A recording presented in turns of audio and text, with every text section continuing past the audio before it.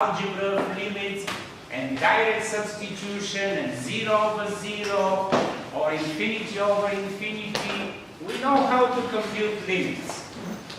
And now we are going to utilize this knowledge first to build tangent lines. So now we don't know yet why tangent lines are important, but we will come to that moment. Tangent lines can be used to efficiently compute functions in small vicinity.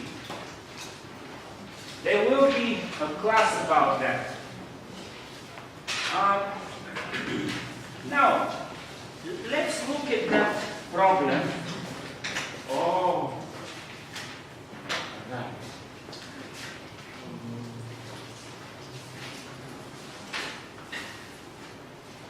Now, I always forget about the batteries. If I go downstairs, they will give me a set of battery. I think it's AAA. And I think I need 2 batteries. If somebody has the 2 battery at home, and if you can bring here, I give the money. The best quality is, the better quality is better. So if you...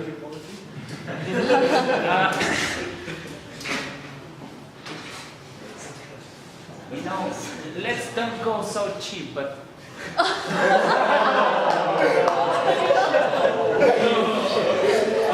just bring the battery. I can pay you a special price, higher price, for example. So guys, we already solved problems like that. We have a function. We have a point that lies on the plot. This is the plot of the function. And we have one point, build the tangent line. So we have to find, first we know the point-slope equation. Who wants to come and put the point-slope equation? Your name was Kim. Kim, could you please come and put the point-slope equation? It is the equation of a line for which we know one point and we know the slope. What is the equation?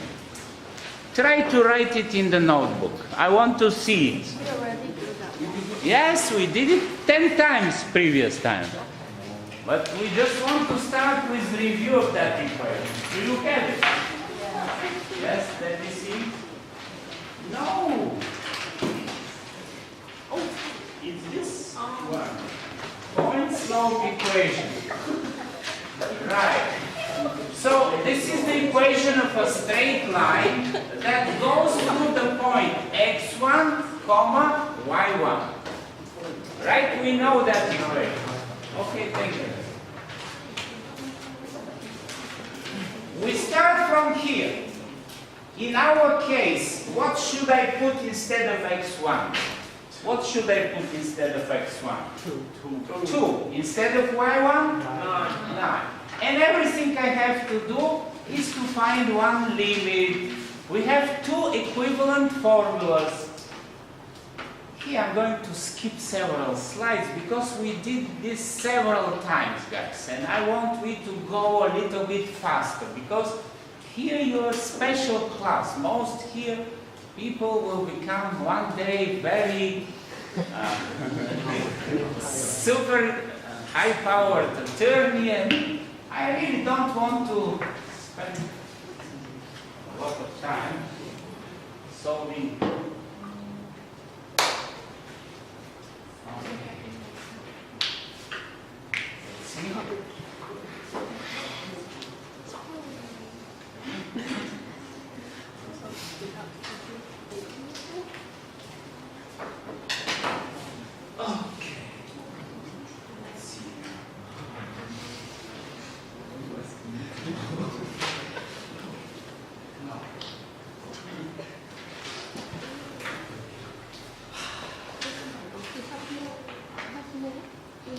Most probably it's from the battery. Okay, I can do it by hand.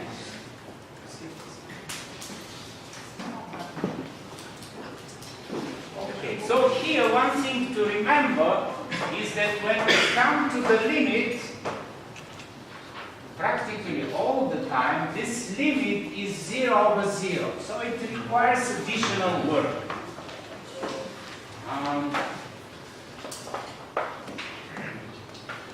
And we extract the limit, and we're going to give it a special name. And you will see that the special name, it's a good idea because you see the same limit here. It happens that this limit has more than one application. The first application we dealt with was to build the tangent line. But there are two other important applications. So that's why we pull that limit and we call it the derivative of a function at a number a. A is on the x-axis. So sometimes we know that limits don't exist, sometimes they exist. Whenever it exists, we call that limit the derivative of the function. And derivative is at the point A. Here is the point A, here and here. On the top, we call it delta f, at the bottom, delta x. You see here, h is a plus h minus a, we get h. So that's why delta x. Oh, it started working. Now guys, this formula and this formula are completely equivalent. You just denote this by h, and then this formula transforms into that formula. Right. Sorry. No problem. Now, this derivative, the first interpretation, the first usage of that derivative is that it gives the slope of the tangent line at this point, a, comma, f of a. This point is a point on the plot of the function. And sometimes the tangent line does not exist, or the tangent line is vertical. So in these cases, the derivative does not exist. We will come to cases like that. Okay. So now, we have basically the same function. But now, what is different is that we're just going to find the derivative at a number a. We don't get a concrete number, just a general number a. So let's do it, guys, here on the board. Maybe somebody can help a little bit.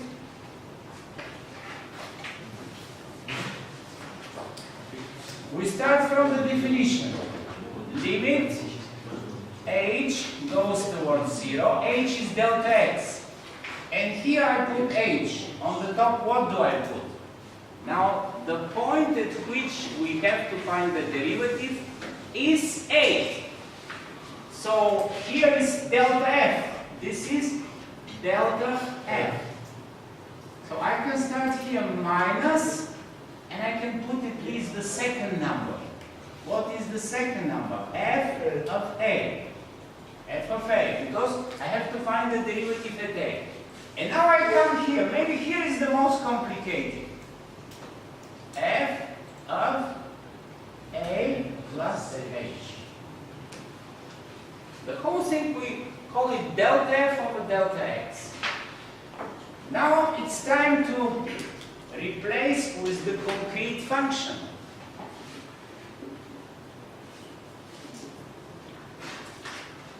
So now, instead of x, I look at that formula, and everywhere where there is x, we have to replace it with what?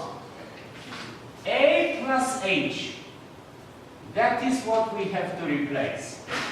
So we start x squared. Instead of x squared, what should we put?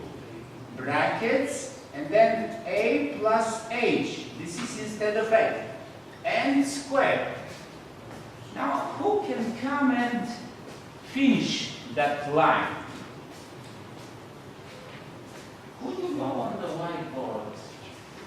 Huh? No. You have no right to refuse at least once. No, because she refused. The logic is perfect. Come. So now minus 8 multiplied by x, but we need to replace x with a plus h. So let's use brackets. Minus 8 x. Guys, if you want, we can write it like this.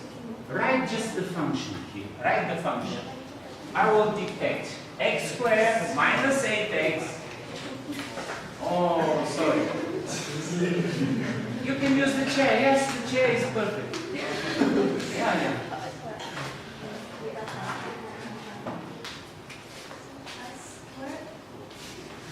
X squared minus 8x plus 9. Right, and then minus, and then again the function. Again the same function. Write it the same function. Plus 9, put in brackets. Now guys, what we wrote on the board makes no sense. Makes no sense. Now let's put here equal. Now you can reach, right? Limit.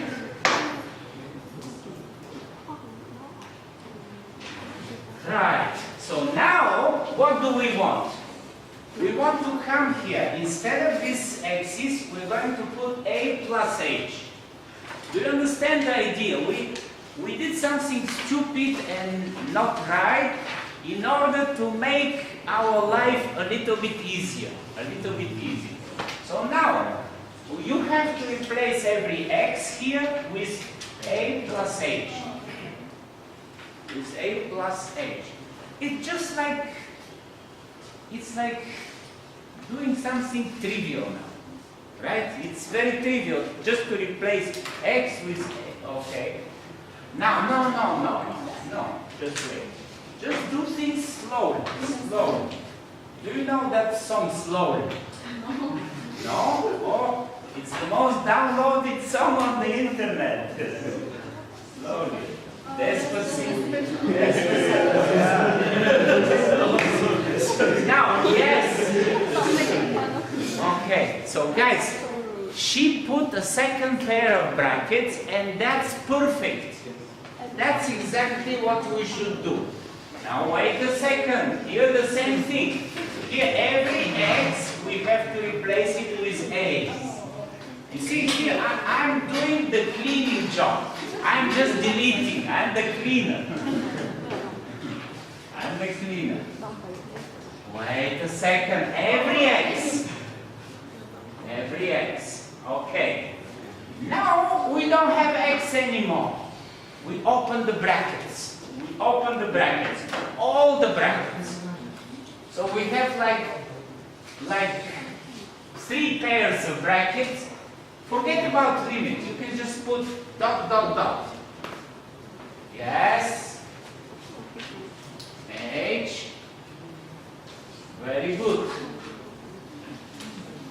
2a. Perfect. Okay.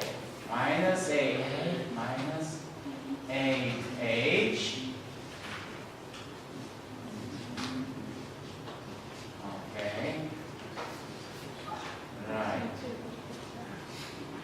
Minus a square minus plus 8a minus 9 plus. All right. Yes. So now it's time to cancel. If we see two terms with the same, like a squared minus x squared cancel. 8a plus 8a cancel. Yes. Now, wait a second. Guys, here I want to intervene a little bit. Will you stay a little bit? Now, what is left? Here, here. Here everything disappears, right? Now we can do something in parallel. So now he has a spy.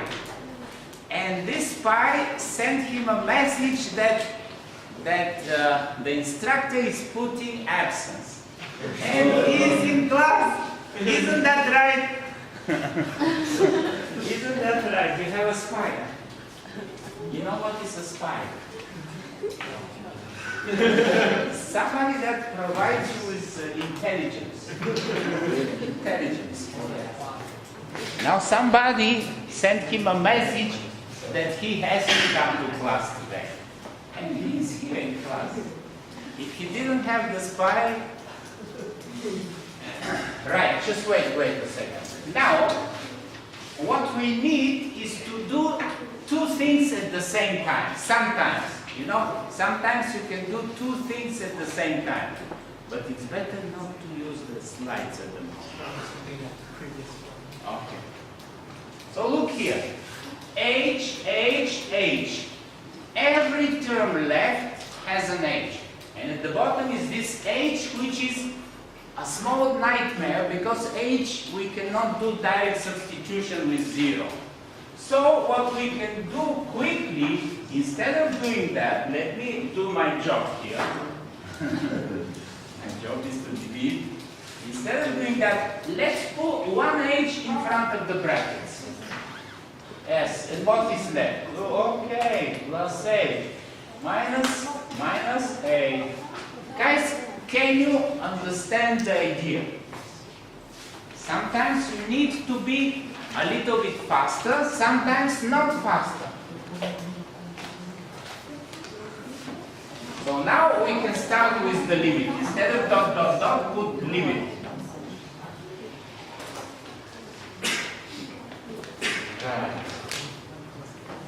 And now, direct substitution will work.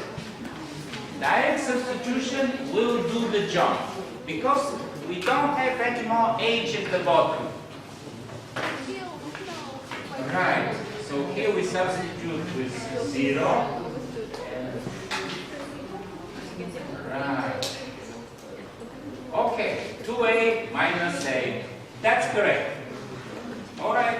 Thank you. Great job. Great job. And you know that I provided also a small job. I delete it from time to time. Thank you.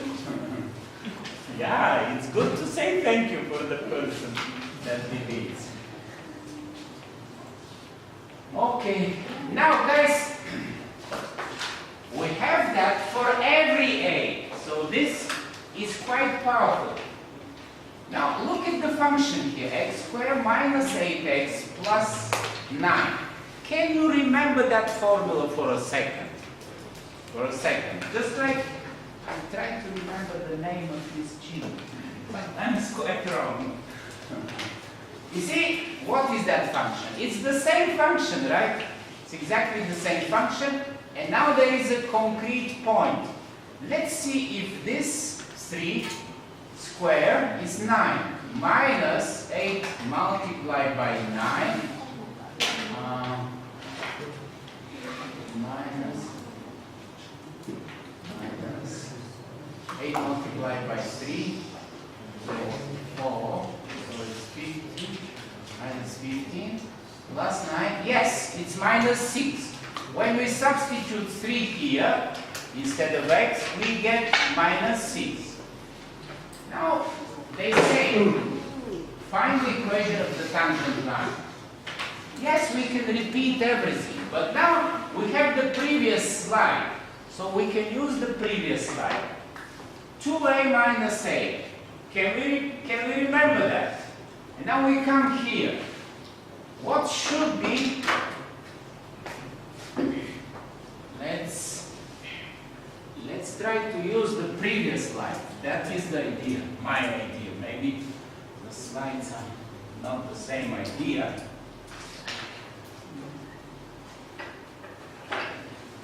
Okay, so we have to find tangent line. What is the equation?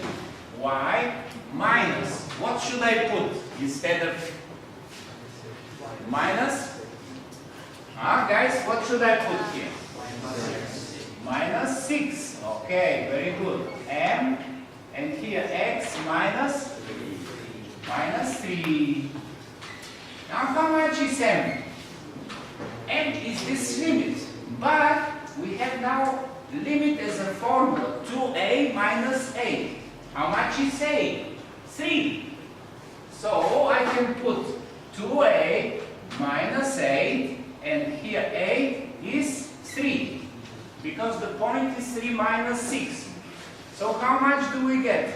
2 multiplied by 3 is 6, minus 8, minus 2. And now we can do everything very quickly. Y plus 6 equals minus 2, x minus 3. And we are done. Make sense? Makes sense. Why? Because now we have a formula for the derivative. We have a formula for the derivative, and now we are ready to build the tangent line just for 1 second. You give me a point, and I have that formula. So I can use that formula. I don't have to repeat everything again and again. But you give me the formula, you give me the point. And I plug in 3 instead of a, I find the slope, and I'm very quick with finding the equation. Do you get the idea? We have something like automation. Okay. Now, so we know that the derivative of a function at a point gives us the slope of the tangent line. The slope of the tangent line. Oh, you're from Costa Rica? No. Guatemala. Yeah. Oh, Guatemala is constantly in the news now. Yeah, recently. Yeah.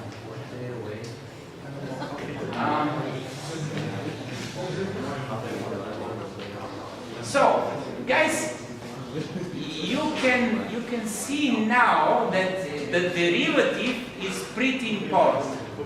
And now there are many different notations for the derivative. Let's see how many notations.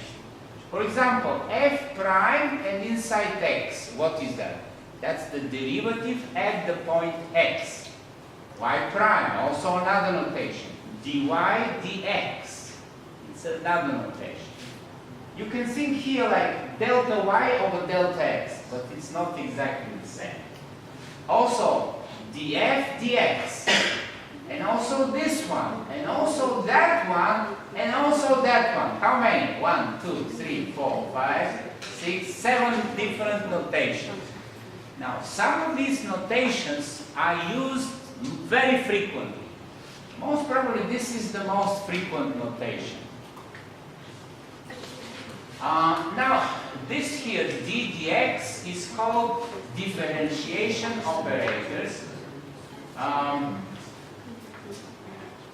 which is basically the process of calculating the derivative. This notation is invented by Leibniz. Do you know who is Leibniz? A famous German mathematician that discovered calculus parallel to Newton in England. They say that he discovered calculus a little bit later than Newton, but at that time there was no fast communication between members of the scientific community, and on top of that, now the battery is completely gone. On top of that, this notation happened to be very useful, and it was first invented by Leibniz. Now, look here. What does this mean? How can we read that? How can we read? Sometimes I put this vertical bar and I make it a little bit longer. It means the derivative of the function at the point A. At the point A.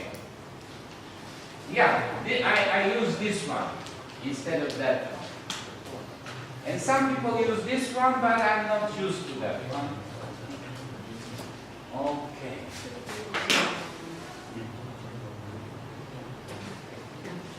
Now, what is this guys here? We have a function f,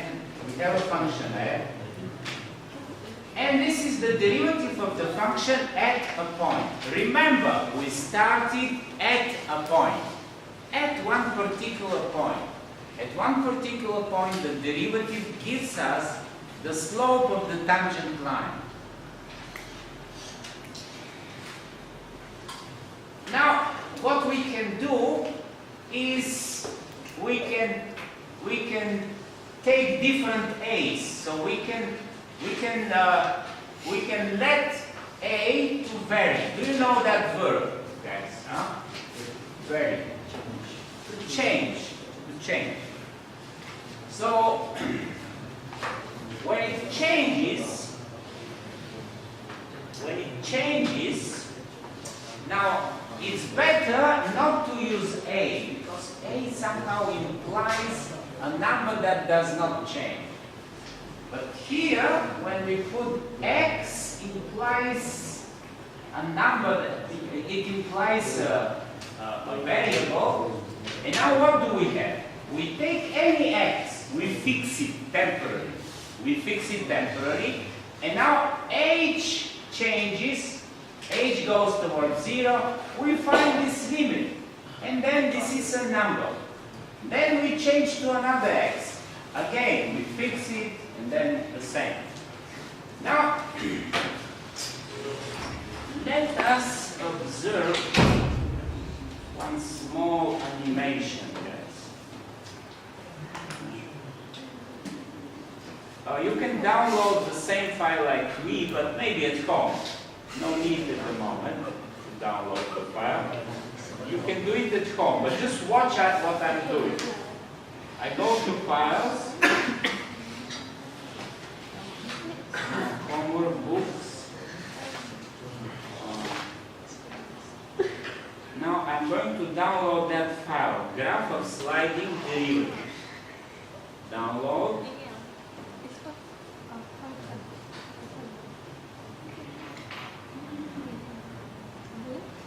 Okay.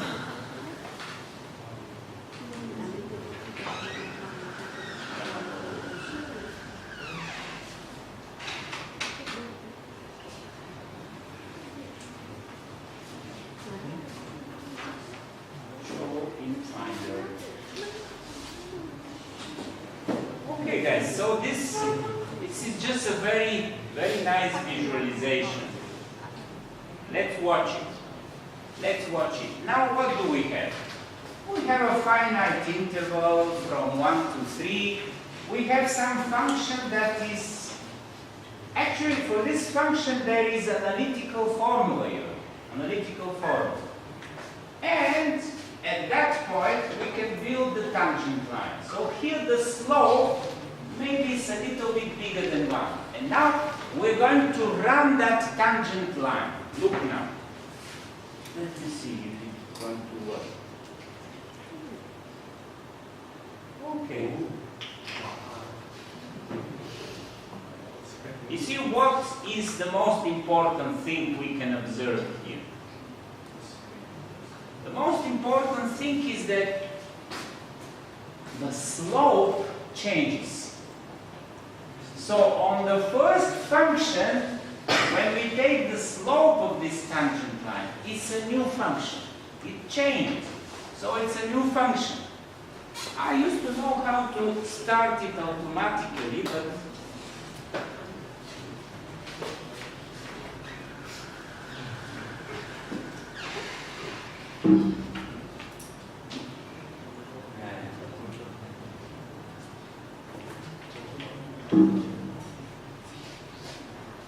okay, I just forgotten. Right, so this is, we have to play a little bit, guys. I've forgotten how to run this automatically. But the idea is that it is the slope, which is actually, we call the slope now the derivative. The derivative changes. There is one function